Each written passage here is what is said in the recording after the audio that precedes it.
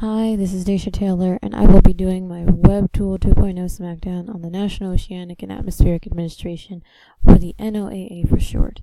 It is a part of the U.S. Department of Commerce, and their job is basically to find out any vital information about the ocean for both economic and academic purposes. So, any publications about research that's going on or has been found, creating nautical charts, measuring tide and current patterns, atmospheric changes, climate changes, weather patterns, and so much more.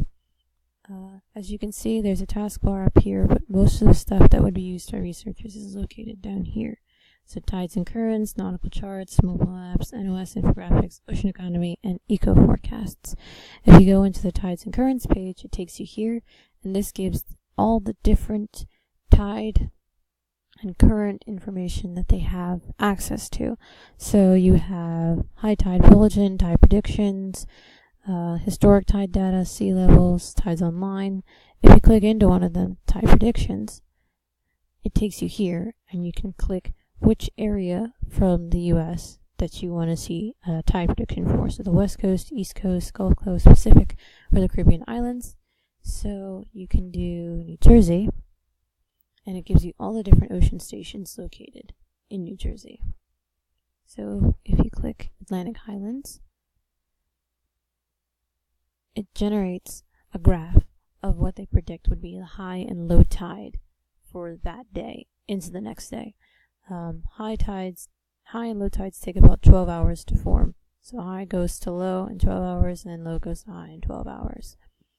And you can do some adjustments in the units, how much the time frame is, and you can pick which day you want it to do a prediction for. It can go up to 2 years in advance.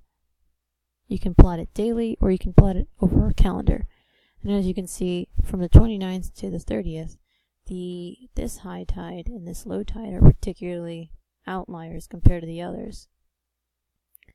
And this information would be vital because tide changes like these can affect how species are found or how they behave, because some creatures are more sensitive to these changes than others. And if you go back and you go into sea levels, it gives you a map of the sea level trends and changes that are happening currently. And this gives you a chart of what each of the arrows means. So a red arrow means that the sea level is increasing above 9 millimeters per year, or above 3 feet every century.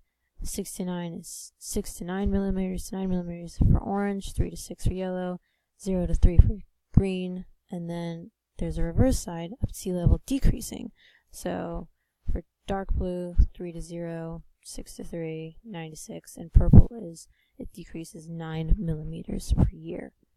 And if you zoom into the map, you can see all the different arrows, and if you click on the arrows like this, Atlantic City, you can see detailed information. So it says the relative sea level is 4.08 millimeters per year, and it could increase or decrease an additional 0.15 millimeters per year based on information from 1911 to 2017.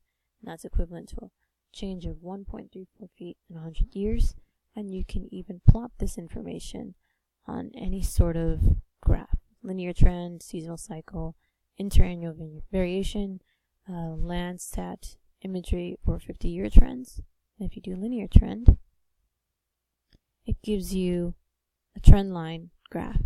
So this red trend line shows that it's increasing overall, and then you have from 1900 to 2020 the actual data points for how the sea level was changing.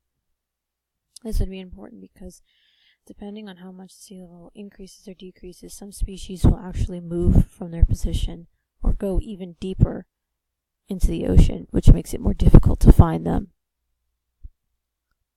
If you go into nautical charts, it gives you an interactive chart locator, and nautical charts are used to map out shoreline, sea depth, transport routes for cargo ships, any dangerous places like magnetic fields, any places that have explosives, or anything like that. if you click one of the boxes, it tells you what the chart number is, and as you go down the list, the chart gets bigger and bigger until it encompasses a certain area. And if you go into detail when viewing the chart, this one has more than one page.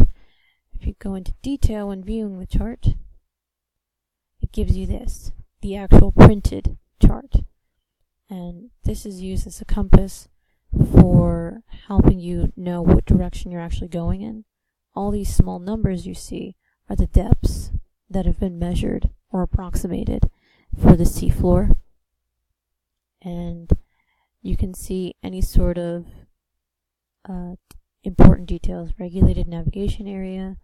You can see if there's any dangers, if there's any fish havens, or anything like that. This would be important because if you're on the ocean, you don't really know which way is which if you're just in the middle of the ocean and there's no land around you.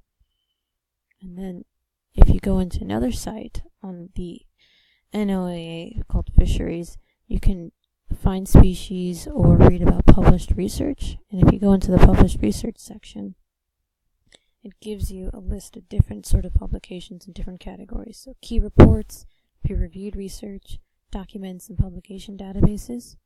And if you go into it, it gives you a summary, and you can download the file to actually see the whole lab report and how the experiment went. Some of them you don't have to download, you can just look at them, like, just download it then, just open it.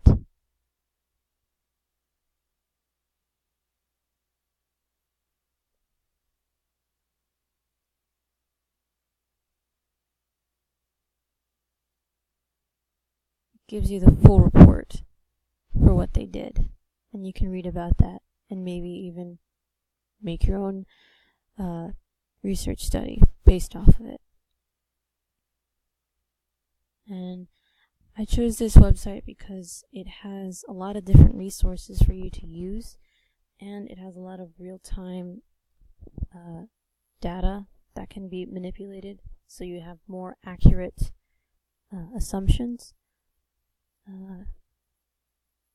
I would use this at Stockton probably to help in writing any sort of lab reports that would correlate to marine biology or oceanography, because it has all the different measurements for the ocean and charts and data tables.